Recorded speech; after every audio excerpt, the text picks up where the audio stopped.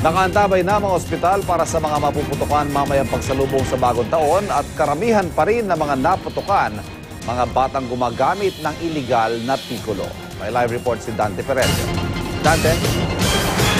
Yes, Ivan, sa nakalipas na magdamag hanggang sa mga sandaling ito ay wala pang bagong pasyenteng naputukan na sinugod dito sa Jose Reyes Memorial Medical Center sa Maynila.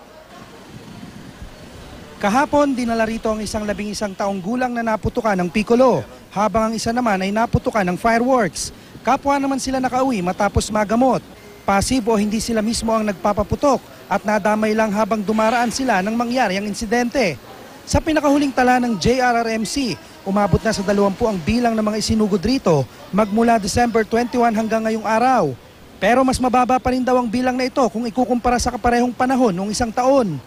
Bumaba man ang bilang ng mga naputukan, nananatili namang mataas ang bilang ng mga napuputukan ng pikulo at karamihan sa kanila, mga batang nasa edad 6 hanggang 11 ang biktima.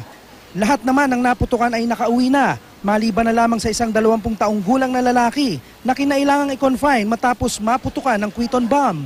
Naputol kasi ang isang daliri nito, kaya sumailalim sa operasyon para idugtong ang naputol na bahagi nito.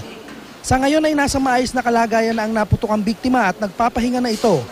Naputol yung pinakadulong daliri niya, so kailangan siyang admitin kasi ipipin yun para mag-connect ulit yung mga buto dun sa daliri niya.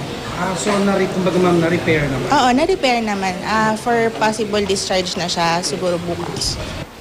Ivan, patuloy pa rin ang paalala ng DOH sa ating mga kapuso na huwag nang gumamit ng paputok at salubungin na lang ang bagong taon na ligtas. At yan ang unang balita mula rito sa JRRMC. Balik sa iyo, Ivan. Maraming salamat, Dante Perello.